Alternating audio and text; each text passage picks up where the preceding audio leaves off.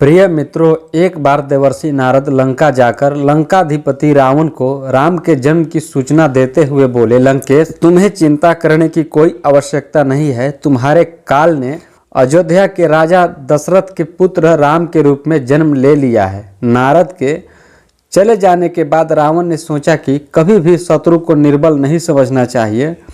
बुद्धिमानी इसी में है कि शत्रु को जितनी जल्दी हो सके समाप्त कर देना चाहिए। इसीलिए रावण राम का हरण करने के लिए भेष बदलकर अयोध्या पहुंच गया।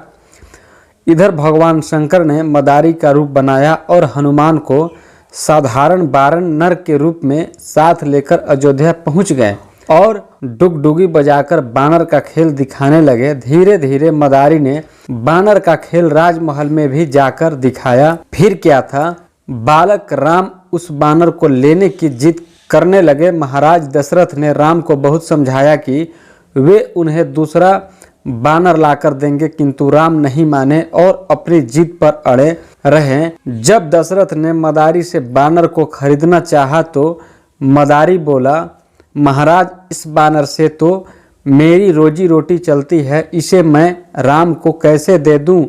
आप उनको दूसरा बानर दिलवा दीजिए। राम तो अपनी जिद पर अड़े रहे और बोले, मैं इसी बानर को लूँगा, इसके अलावा और कोई बानर किसी भी शर्त पर नहीं ले सकता।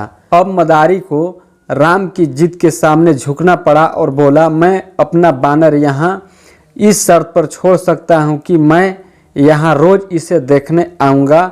दशरथ ने मदारी की शर्त मान ली। जब कहीं जाकर मदारी ने अपने बानर को छोड़ा, वहां जाकर रावण ने देखा कि कभी राम बानर की करके नाच रहे हैं तो कभी बानर राम की नकल करके नच रहा है।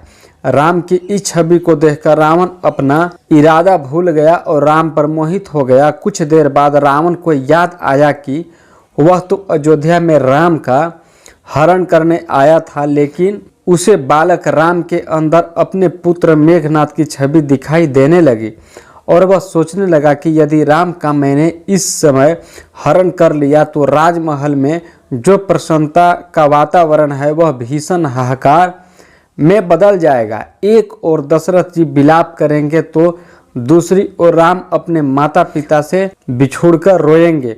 मैं इतने सुंदर बालक को माता पिता से छुड़वाकर रोते हुए नहीं देख सकता। इस प्रकार रावण बालक राम की छवि को निहारता हुआ लंका वापस लौट गया और उसने बालक राम के हरण करने का इरादा छोड़ दिया।